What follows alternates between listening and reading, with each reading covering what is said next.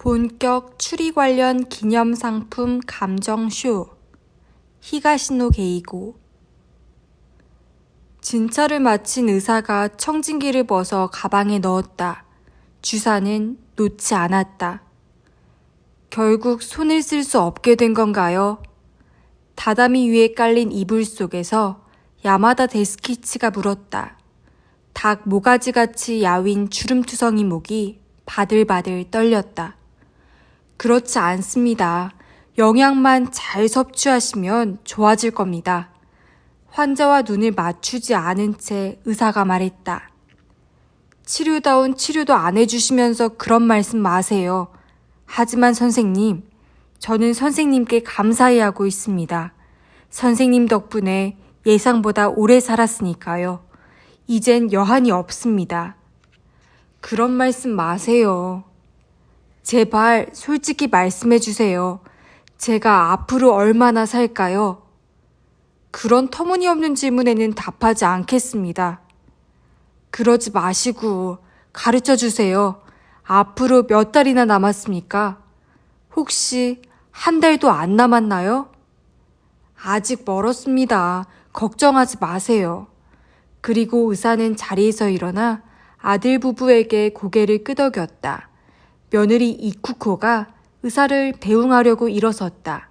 아들 시로도 일어서려는데 데스키치가 너는 여기 있거라 하고 그를 붙들었다. 네. 시로가 아내에게 눈짓하자 이쿠코가 혼자서 의사를 현관까지 배웅했다. 시로 이리 와보거라. 쉰 목소리로 데스키치가 말했다. 시로가 무릎걸음으로 다가와 데스키치의 머리맡에 앉았다. 그리고 자신보다 딱 40살이 많은 연로한 아버지를 내려다보았다. 왜요, 아버지? 시로, 나는 이제 살 날이 얼마 남지 않았다. 무슨 말씀이세요, 아버지답지 않게. 아니다. 괜스레 마음이 약해져서 하는 말이 아니야. 내 몸은 내가 제일 잘 알아. 그리고 죽는 건 두렵지 않다. 그보다 죽기 전에 내게 하고 싶은 말이 있단다. 갑자기 왜 정색을 하고 그러세요? 내가 재산이라고 할 만한 걸 남기지 못했구나. 남긴 거라고는 이 집뿐인데 이런 시골에 있는 집을 팔아봐야 얼마 되지도 않을 거야. 그런 얘기라면 그만두세요. 그러지 말고 들어봐. 그래도 하나는 내게 물려주고 싶은 게 있구나. 수십 년 동안 누구에게도 보여주지 않은 물건이란다. 나만 아는 비밀이지. 너무 거창하게 말씀하시는 거 아닌가요? 시루가 슬그머니 웃음을 지었다. 하지만 아버지가 농담을 하는 것 같지는 않았다. 그는 기침을 두세 번 한 뒤 이렇게 말했다. 불단 옆에 있는 서랍을 열면 오른쪽 구석에 길쭉한 상자가 있을 거야. 시루는 아버지 말대로 불단 서랍을 뒤졌다. 아닌 게 아니라 길이가 1미터쯤 되는 나무 상자가 들어있었다. 열어보거라. 시루는 상자 뚜껑을 열었다. 거기에는 길이 약 1미터, 두께 몇 센티미터 정도의 나무 막대기가 2개 들어있었다. 둘 다 상당히 지저분했다. 뭐예요, 이 막대기는? 그러자 데스키치가 빙그레 웃었다. 얼굴의 주름 모양이 크게 달라졌다. 그걸 내게 주마. 나중에 어려운 일이 생기걸랑 처분하려무나. 처분이라뇨. 아무리 봐도 값이 나가는 골동품 같지는 않은데요. 골동품 따위가 아니다. 하지만 뭐 그런 종류라고 해두자.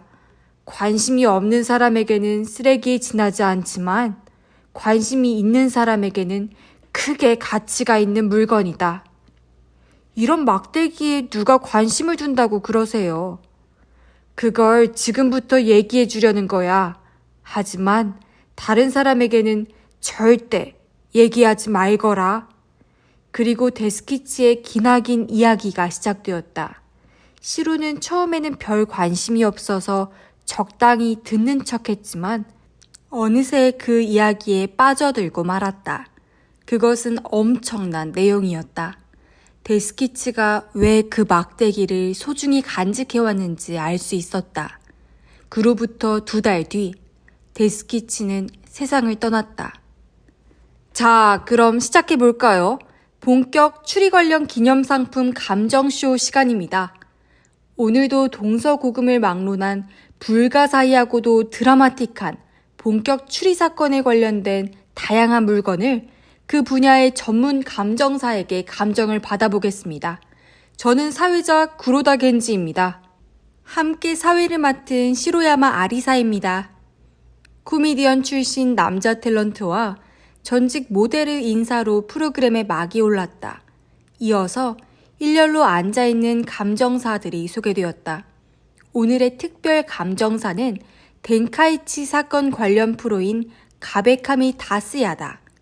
이 시점에서 시청자들은 오늘은 덴카이치와 관련된 물품이 나오겠구나 하고 눈치챘을 것이다. 그럼 첫 번째 의뢰인을 모셔보겠습니다. 나와주세요. 시로야마의 혀짧은 소개와 동시에 뒤쪽에 있는 커튼이 열리더니 드라이아이스 안개와 함께 한 사람이 걸어 나왔다. 회색 양복 차림의 왜소한 남자였다. 한노에서 온 모토야마 모토입니다. 남자가 자신을 소개했다. 상당히 긴장한 듯 목소리가 떨렸다. 네, 모토야마 씨. 그렇게 긴장하실 거 없습니다.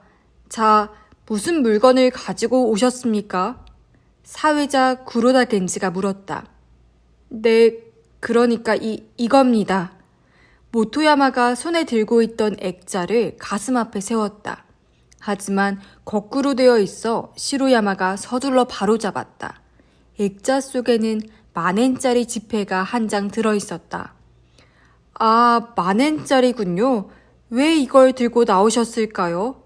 인쇄가 잘못되었다거나 번호가 특수하다면 가치가 있을지 모르겠습니다만 그런 경우라면 다른 프로그램에 나가시는 게 좋겠습니다. 사회자가 그렇게 너스레를 떨며 방청객의 웃음을 유도했다. 아닙니다. 이건 말이죠. 요리집 치비다케 살인사건에서 사용된 지폐 중 한 장입니다. 아니, 요리집 치비다케 살인사건 말입니까?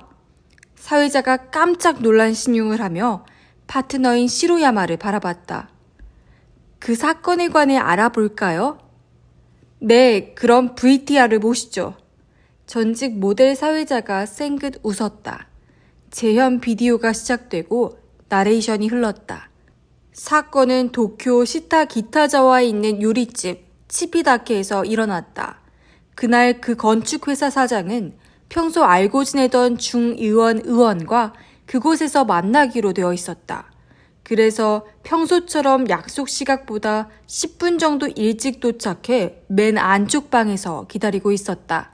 그의 비서인 젊은 남자가 다른 방에서 대기하고 있었던 점도 평소와 다름없었다. 상대인 중의원 의원은 약속 시각보다 10분 늦게 나타났다. 요리집 여주인은 의원을 방으로 안내했다. 하지만 거기서 그 2사람이 목격한 것은 사장이 무참히 죽어있는 모습이었다.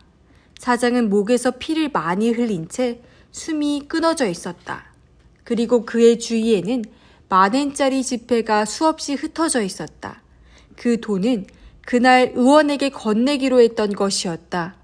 한편 재력가인 경위 다카야시키 히데마루는 이날 우연히 그 요리집의 다른 방에서 연회를 즐기고 있었다. 사건이 일어났다는 이야기를 들은 그는 즉시 요리집에 있는 사람들을 밖으로 나가지 못하도록 조치하고 직접 수사에 나섰다. 그 결과 중요한 사실을 알게 되었다. 사장이 방에서 혼자 머물렀던 20분 남짓 동안 요리집을 나간 사람이 아무도 없다는 것이었다. 즉, 범인이 여전히 요리집 안에 있다는 이야기였다. 잠시 후 도착한 부하들에게 다카야시키는 요리집 내부를 샅샅이 뒤지는 것과 동시에 요리집에 남아있던 사람들을 몸수색하도록 지시한다. 흉기를 찾아내는 일이 선결 과제라고 본 것이다. 그런데 웬일인지 어디서도 흉기가 발견되지 않았다. 맨 먼저 의심의 대상이 된 것은 당연히 주방에 있는 칼 종류였다. 하지만 그곳에는 목격자가 여럿 있어서 그곳에 있던 칼이 흉기로 사용되었을 가능성은 전혀 없었다. 그렇다면 흉기는 대체 어디로 사라진 것일까? 그리고 범인은 과연 누구일까? 여기서 잠시 재현 비디오가 중단되고 스튜디오에 있는 사회자의 얼굴이 텔레비전 화면에 비쳤다. 야, 엄청난 사건이군요. 이 사건은 소위 다카야시키 히데마루 시리즈 중 하나로 사라진 흉기 유형이라고 할 수 있습니다. 그럼 진상은 과연 무엇이었을까요? 계속해서 VTR을 보시죠. 시로야마가 교태를 부리듯이 말했다. 사체를 자세히 조사한 결과 살인은 2가지 순서를 거쳤음이 판명되었다. 즉, 먼저 둔기로 후두부를 가격해서 사장을 기절시킨 후 칼로 경동맥을 자른 것이다. 그렇다면 흉기가 2개여야 했다. 칼도 찾지 못한 마당에 후두부를 가격한 둔기까지 찾아야 하게 생긴 것이다. 수사관들 사이에 초조감이 감돌았다. 그런데 돌연 다카야시키 히데마루가 집게 손가락을 치켜 세우고 늘 그랬듯이 이렇게 외쳤다. 내게 듀팡의 영혼이 찾아왔다. 이번에야말로 수수께끼를 모조리 풀어보이겠다. 이어서 그는 말했다. 흉기는 처음부터 우리 눈앞에 있었다. 하지만 그 흉기는 멋지게 그 모습을 바꾸었다. 아니, 사실은 원래의 모습으로 돌아갔다. 그래서 우리 눈에는 띄지 않았던 것이다. 눈을 크게 뜨고 자세히 보라. 저것이야말로 2개의 흉기다. 그리고 그가 가리킨 것은 사체 주변에 흩어져 있는 만엔짜리 지폐들이었다. 단단하게 묶은 지폐 뭉치는 둔기 그 자체다. 그리고 새 지폐 한 장은 칼날이다. 사용한 뒤 사체 주위에 뿌리면 그만. 피가 묻어 있어도 아무도 수상히 여기지 않는다. 그렇다면 범인은 결국 한 사람이다. 피해자와 함께 돈다발을 들고 온 사람. 바로 당신이야. 다카야시키가 사장 비서를 손가락으로 가리켰다. 비서는 고개를 떨구고 그 자리에서 무릎을 꿇었다. 이것이 그 유명한 유리집 치비다케 살인사건이다. 재현 비디오가 끝나자 남녀 사회자가 박수를 치는 장면으로 화면이 전환되었다. 방청객들 역시 꾸며낸 티가 역력한 미소를 지으며 박수를 쳤다. 그렇군요. 그런 트릭이 숨어 있었단 말이죠. 아닌 게 아니라 새 지폐를 말할 때 손이 베일 듯한 이라는 표현을 쓰기도 하죠. 그 생각을 못했었군요. 아니, 그럼 이 지폐가 사건에 사용된 만엔짜리라는 말씀이십니까? 사회자가 모토야마 모토오가 두 손으로 들고 있는 액자 속의 지폐를 가리키며 물었다. 네, 맞습니다. 그때 흉기로 사용된 지폐 중 한 장입니다. 여전히 긴장한 표정으로 모토야마가 대답했다. 모토야마 씨는 이걸 어떻게 손에 넣으셨죠? 그게 그러니까 실은 당시 범행에 사용된 지폐는 모두 증거물로 보관되었다가 재판이 끝난 후에 은행에서 교환해 주었습니다. 그 은행에 근무하는 사촌이 저에게 주려고 한 장을 확보해 둔 겁니다. 아, 그렇군요. 그런데 이것이 당시 사건에 사용된 지폐라는 증거가 있습니까? 그건 지폐의 일련 번호를 보면 알 수 있습니다. 그렇군요. 그럼 곧바로 감정을 해보겠습니다. 액자에 들어있는 만엔짜리 지폐가 감정사들에게 전해졌다. 감정사들이 액자를 둘러싸고 이야기를 주고받는다. 하지만 다카야시키 시리즈는 고정 멤버인 아야누코지 미치히코가 담당이어서 다른 감정사들은 그의 의견에 따르기로 되어 있다. 이윽고 감정이 끝나 감정사들이 각자의 자리로 흩어졌다. 이 모습을 본 사회자가 입을 열었다. 자, 드디어 결과가 나왔나 봅니다. 과연 유리집 치비다케 살인사건에서 흉기로 사용된 만엔짜리 지폐의 가치는 얼마일까요? 감정사들 머리 위에 걸려있는 전광판에 숫자가 표시되었다. 9,500엔이었다. 아니, 9,500엔이라는 말씀이십니까? 이거 의외인데요. 사회자의 말과 동시에 의뢰인의 얼굴이 화면에 크게 비쳤다. 모토야마 모토오는 눈썹을 8팔자로 늘어뜨리고 눈물을 글썽거렸다. 어떻게 된 일이죠? 사회자가 감정사들을 바라보았다. 네, 이건 말이죠. 더블슈트에 나비 넥타이를 맨 야노코지 미치히코가 자신의 트레이드마크인 콕수염을 움직거리며 말했다. 1년 번호로 볼 때 이것은 진품임은 분명합니다. 유리집 치비다케 살인사건에서 사용된 10,000엔짜리 지폐가 맞습니다. 그런데 왜 9,500엔이죠? 네, 그게 말이죠. 먼저 그 사건에서 사체주의에 뿌려진 10,000엔짜리 지폐는 전부 합해 5,000장입니다. 그리고 그 5,000장의 가치가 모두 같냐 하면 그렇지 않습니다. 그 쓰임에 따라 각각 가치가 다릅니다. 가장 값이 많이 나가는 지폐는 경동맥을 절단하는 데 사용되었던 것으로 현재 약 100만엔에 거래되고 있습니다. 오사카에 있는 미스터리 골동품상에서 보관하고 있는 것으로 압니다. 그 지폐는 아래쪽 3분의 1이 온통 피로 물들어 있으며 재판에서 증거물로 사용했다는 증명서도 있습니다. 그 외에 보존 상태에 따라서도 가치가 달라집니다. 높은 가격이 매겨지려면 피해자의 피가 묻어 있어야 합니다. 무조건 많이 묻어 있다고 좋은 것이 아니라 되도록 아름답게 묻어 있어야 좋습니다. 그런데 모토야마 씨가 보관하고 계셨던 지폐에는 유감스럽게도 피가 전혀 묻어 있지 않습니다. 이런 지폐는 3,500장도 넘게 있습니다. 피가 묻어 있는 경우 한 장 한 장에 개성이 담겨 있어서 가치가 높지만 그렇지 않으면 그저 10,000엔짜리 지폐에 불과해서 마니아들이 탐을 내지 않습니다. 이상입니다. 하지만 이상하지 않습니까? 10,000엔짜리 지폐니까 적어도 10,000엔의 가치는 있을 텐데 왜 9,500엔이죠? 어깨를 축 늘어뜨린 의뢰인이 안 되어 보였던지 사회자가 반론했다. 그건 말이죠. 이 지폐로 물건을 산다면 10,000엔짜리로 사용할 수 있습니다. 하지만 이걸 요리집 치비다케 살인사건의 흉기로 누군가에게 팔려고 한다면 어떨까요? 일단 마니아는 사지 않겠죠. 보통 사람들은 기분 나빠할 테고요. 결국 은행에 가서 교환할 수밖에 없는데 은행에 가려면 교통비 등 비용이 들죠. 그래서입니다. 야노코지가 옅은 미소를 지으며 말했다. 그렇군요. 자, 모토야마 씨, 들으신 바와 같습니다만. 사회자가 미안한 듯이 의뢰인에게 말했다. 잘 알겠습니다. 그럼 이걸로 집에 가는 지하철표라도 사야겠네요. 낙담한 목소리로 모토야마가 대답했다. 그러시는 게 좋겠습니다.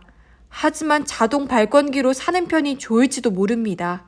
창구에서 사려다가 혹시 이것이 불길한 지폐라는 걸 알면 거부당할 수도 있으니까요. 사회자의 말에 객석에서 탄성이 일었다. 이것 참 아쉽습니다. 남자 사회자가 모델 출신 사회자에게 말을 건넸다. 그러네요. 자신감이 넘쳐 보였는데 말이죠. 하지만 이러니까 재미있는 거죠. 그럼 다음 분의 의뢰품을 보겠습니다. 두 번째 의뢰인 나와주세요. 분위기를 전환하려는 듯 남자 사회자가 밝은 소리로 외쳤다. 두 번째 의뢰인은 여성으로 그녀는 권총을 내놓았다. 탐정 포아로가 등장하는 나일강 살인사건에서 사용된 권총이라고 한다. 그녀가 설명하는 도중에 객석에서는 실소가 터져나왔다. 이 프로그램에는 포아로나 셜록 홈즈와 관련된 물건이 곧잘 나오는데 진품으로 판명된 적이 없었다. 만약 진품이 나왔다면 엄청난 발견이었을 것이다. 과연 어떨까요? 포아로의 물건은 대부분 가짜였는데요. 사회자는 처음부터 믿지 않는 분위기다. 감정 결과 역시 예상대로였다. 이 분야 전문 감정사가 무대 같은 데서 쓰이는 소도구일 것이라고 판단했고 값도 매기지 않았다. 이 프로그램에서는 진품에만 값을 매긴다. 이런 식으로 감정이 하나씩 처리되어 갔다. 모두 4명이 등장했지만 고가의 물품은 아직 하나도 없었다. 자, 그럼 이제 오늘의 마지막 감정입니다. 의뢰인 나와주세요. 오카야마에서 오신 야마다 시로 씨입니다. 앞서 나온 출연자들과 마찬가지로 드라이아이스 안개 속에서 30대 남자가 나타났다. 그는 막대기를 하나 손에 들고 있었다. 야마다 씨는 어떤 소장품을 가지고 나오셨습니까? 설마 그 막대기는 아니겠죠? 사회자가 짐짓 시치미를 떼며 말했다. 아니요, 실은 이 막대기입니다. 아니, 이렇게 지저분한 막대기를요? 이게 대체 무슨 막대기입니까? 이건 저 유명한 가베카미가 살인사건과 관련이 깊은 막대기입니다. 네? 가베카미가 살인사건이라면 명탐정 덴카이치 다이구로가 해결한 그 유명한 사건 말씀이십니까? 그렇습니다. 우와 하고 객석이 술렁거렸다. 덴카이치와 관련된 물건은 이 프로그램에서 인기가 많다. 이걸 어떻게 손에 넣으셨습니까? 별로 대단한 사연이 있는 건 아닙니다. 돌아가신 아버지가 사건의 무대인 나라쿠무라 출신이셔서 우연히 갖게 되셨다고 합니다. 그렇군요. 그렇다면 엄청난 가치가 있는 유품일지도 모르겠습니다. 가베카미가 살인사건이라면 모르는 사람이 거의 없잖아요. 하지만 모르시는 분들도 계실 테니까 그런 분들을 위해 VTR 스타트. 모델 출신 사회자의 경박한 소개로 재연 비디오가 시작되었다.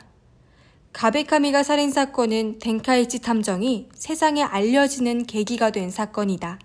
또한 여러 점에서 큰 의미가 있는 사건이기도 하다. 그 중에서도 가장 중요한 점은 이 사건이 현재까지 확인된 바 덴카이치가 맞닥뜨린 유일한 밀실 사건이라는 것이다. 사건은 어느 눈 오는 날에 일어났다. 나라 쿠무라의 어느 외진 농가에서 사쿠조라는 남자가 살해되었다. 사체가 발견되었을 때 집 주변에는 발견자의 것 외에 다른 발자국이 없었고 문은 안에서 잠겨 있었다. 발견자가 문을 부수고 집 안으로 들어가 보니 문 안쪽으로 버팀목이 걸려 있었는지 문 옆에 나무 막대기가 나뒹굴고 있었다고 한다. 다시 말해서 살해 현장은 눈과 출입문에 의한 이중 밀실이었던 것이다. 친구 결혼식에 참석하러 이 마을에 온 덴카이치 다이고로는 우연히 이 난제에 도전하게 되고 범행 시각이 눈이 내리기 전이었음을 알아낸 그는 눈의 무게에 눌려 문이 열리지 않게 된 점을 이용한 밀실 트릭 사건임을 간파한다.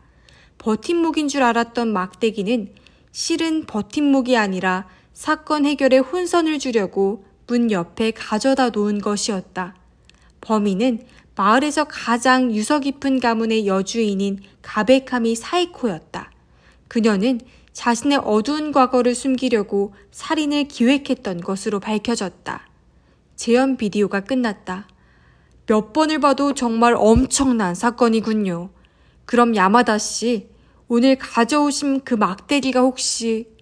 사회자의 말에 야마다가 고개를 크게 끄덕였다. 그렇습니다. 밀실 트릭에 사용되었던 막대기입니다. 발견자가 문을 부수고 집 안으로 들어갔을 때 이 막대기가 문 옆에 나뒹굴고 있어서 다들 버팀목이 문에 걸려있지 않았나 짐작했던 겁니다. 아하, 그런데 명탐정 덴카이치가 트릭을 알아냈군요. 역시라고 해야 할까요? 아무튼 대단합니다. 그 막대기가 진품으로 밝혀진다면 정말 굉장한 사건이 아닐 수 없겠군요. 덴카이치 관련 물품이 많이 나오기는 해도 진품인 경우는 드무니까요. 게다가 가베카미가 살인사건에 관계된 물건이라면 평가액이 상당할 것으로 기대됩니다. 자, 그럼 이제 감정을 시작하겠습니다. 사회자의 흥분 어린 말에 이어 감정사 중 초로의 남자가 일어서서 천천히 앞으로 나왔다. 고급스런 옷차림에 얼굴 생김도 품위가 있어 보이는 남자였다. 실은 오늘 덴카이치 관련 물품이 나오기로 되어 있어서 이 분야 최고의 권위자를 모셨습니다. 바로 가베카미 다스야 씨입니다. 가베카미라는 성에서 시청자 여러분도 눈치채셨을 거라고 봅니다만 방금 VTR에서 소개된 가베카미가의 친척이십니다. 그런데 참 가베카미 씨는 덴카이치 탐정의 친구이시기도 하다면서요. 가베카미 다스야가 살짝 고개를 끄덕였다. 그렇습니다. 조금 전에 VTR에서 언급된 덴카이치 군이 참석한 결혼식이 바로 제 결혼식이었습니다. 아, 그러세요? 그리고 범인 가베카미 사이코가 제 어머니이십니다. 후 하는 소리가 여기저기서 흘러나왔다. 이 프로그램에서는 범인의 인척이 등장하는 경우가 드물지 않다. 사실상 감정을 가장 정확히 할 수 있는 사람은 범인과 관련이 있는 사람이기 때문이다. 가베카미 다스야는 미간에 주름을 세운 채 매우 진지하게 막대기를 바라보았다. 그리고 고개를 한번 끄덕이더니 잘 봤습니다. 라고 말한 뒤 자기 자리로 돌아갔다. 자, 답이 나온 모양입니다. 그럼 평가액을 산출해 주시기 바랍니다. 가베카미가 살인사건의 밀실 트릭에 사용됐던 막대기는 과연 얼마일까요? 흥분된 사회자의 말에 이어 전광판에 숫자 0이 표시되었다. 아, 하고 실망하는 소리가 스튜디오를 가득 메웠다. 가짜란 말입니까? 가베카미 씨? 사회자가 이해할 수 없다는 표정으로 감정사들 쪽을 바라보았다. 대단히 유감스럽지만 가짜입니다. 가베카미 다스야가 대답했다. 분위기가 그 시대의 것에 가깝고 연대도 맞아떨어지며 나라쿠무라에서 많이 나는 나무를 사용했다는 점에서도 그럴듯해 보입니다. 하지만 진품이 아니라는 거죠. 안타깝게도 그렇습니다. 어떤 점에서 그런가요? 나무에 이름이 적혀 있지 않습니다. 그 시대, 그 마을에서는 그런 버팀목조차 소중한 도구여서 도둑 맞거나 남의 물건과 헷갈리지 않도록 주의해야 했습니다. 그래서 모든 것에 이름을 써 놓았죠. 그런데 그 막대기에는 이름이 없었습니다. 하지만 그 살해된 분의 집에서는 이름을 쓰지 않았을 수도 있지 않습니까? 단념할 수가 없는지 사회자가 끈질기게 물고 늘어졌다. 아니요, 이름이 반드시 적혀 있었을 겁니다. 살해된 사람 이름이 사쿠조이니 동그라미 안에 사쿠라는 글자를 써넣은 서명이 막대기 양쪽 끝에 새겨져 있어야 합니다. 가베카미 다스야가 자신의 찬 어조로 말했다. 네, 그런가요? 아직 미련이 남은 듯한 얼굴로 고개를 갸웃거리던 사회자가 의뢰인인 야마다 시로에게 물었다. 어떻게 된 일일까요? 혹시 하실 말씀이 있습니까? 사회자만큼은 낙담하지 않은 듯한 야마다 시로가 잠시 생각에 잠겼다가 입을 열었다. 뭐 하나만 물어도 될까요? 네, 물론입니다. 만일 이 막대기가 진품이라면 평가액이 얼마나 될까요? 어떻게 생각하십니까, 가베카미 씨? 사회자 구로다 겐지가 가베카미에게 질문을 넘겼다. 어려운 질문이군요. 가베카미가 살인사건은 덴카이치 탐정에게 기념할 만한 사건이니 다른 사건 관련 물품보다는 값어치가 높을 것입니다.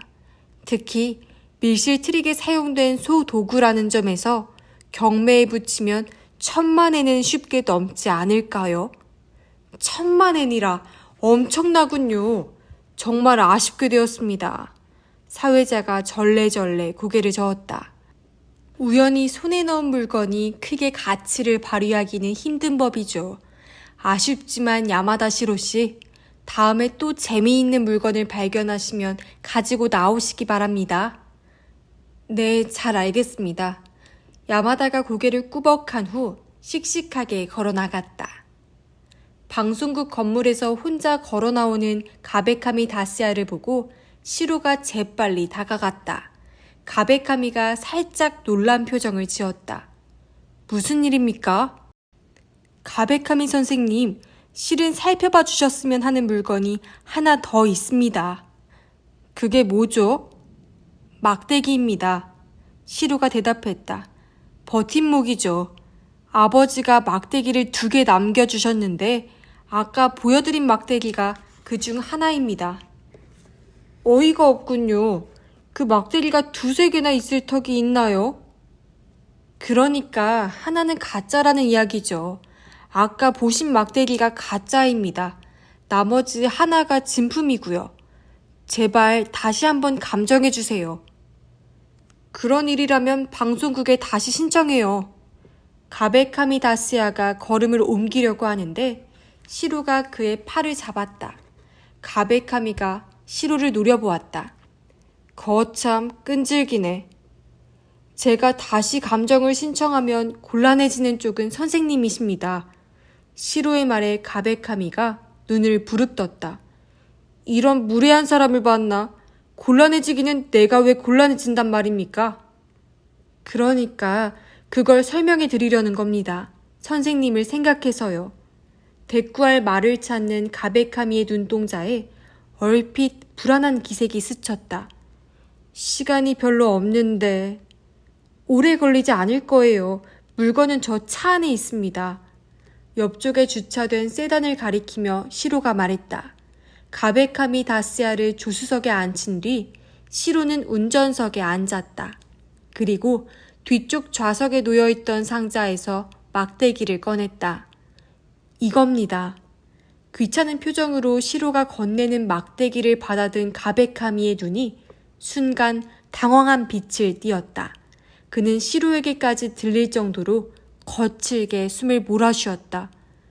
이보게, 이건 진품이죠. 그래, 틀림없어. 사쿠조에 사인도 있군. 이게 어디서 났지? 제 아버지가 사쿠조 씨 옆집에 사셨습니다. 사건 당시 사체를 발견한 분도 아버지시고요. 그래서 이런저런 물건을 손에 넣으실 수가 있었습니다. 놀랍군. 그런데 왜 방송에는 다른 막대기를 가지고 나갔지? 이상한가요? 물론이야. 사실은 먼저 보여드린 막대기, 즉 선생님이 가짜라고 판단하신 막대기가 경찰이 증거물로 보관했던 겁니다. 뭐라고? 말도 안 되는 이야기야. 하지만 사실인걸요. 왜 그렇게 됐는지 가르쳐 드리겠습니다. 도중에 막대기를 바꿔치기 했기 때문입니다. 바꿔치기 했다고? 결론부터 말씀드리겠습니다. 가베카미가 살인사건의 범인은 선생님의 어머니가 아니셨어요. 진범은 따로 있었습니다. 도대체 무슨... 거기까지 말하고 가베카미는 그대로 표정이 굳어졌다. 그리고 잠시 후 자네 지금 무슨 말을 하는 거지? 라고 겨우 내뱉었다. 진상은 이렇습니다. 범인은 문 안쪽에 버팀목이 걸려 있었던 것처럼 꾸미려고 문 옆에 막대기를 던져 놓았습니다. 그것이 지금 선생님이 가지고 계신 그 막대기입니다. 그런데 말이죠. 그 막대기에는 중대한 결함이 있었습니다. 벌레가 심하게 갉아먹어서 금방이라도 부러질 듯 했거든요. 그 사실을 알게 된 가베카미 사에코는 초조했습니다. 그녀는 범인이 누구인지 알고 있었고 밀실 트릭도 꿰뚫고 있었으니까요. 벌레 먹은 막대기는 버팀목 역할을 할 수 없다는 것을 경찰이나 덴카이치 탐정이 알아챌까봐 두려웠던 그녀는 그 막대기를 다른 것과 바꿔치기 했습니다. 다시 말해 증거물로 경찰에 압수되었던 막대기는 가짜였던 거죠. 선생님의 어머니는 그 뒤로도 내내 진범이 누구인지를 감추었고 결국에는 그녀 자신이 죄를 뒤집어쓰고 말았습니다. 시로의 이야기가 계속되면서 가베카미 다스야의 얼굴은 마치 표백이라도 한 것처럼 참백해졌다. 이마에서는 식은땀이 흘러내렸다. 그랬다는 증거가 있나? 지금까지는 없었죠. 하지만 방금 그 증거가 생겨났습니다. 시로는 뒷좌석에서 또 하나의 막대기를 집어들었다. 선생님께서는 이 막대기가 가짜라고 단언하셨습니다. 진품에는 사인이 있어야 한다면서 말이죠. 맞습니다. 지금 선생님이 손에 든 것이 진품입니다. 진범이 가져다 놓았던 막대기죠.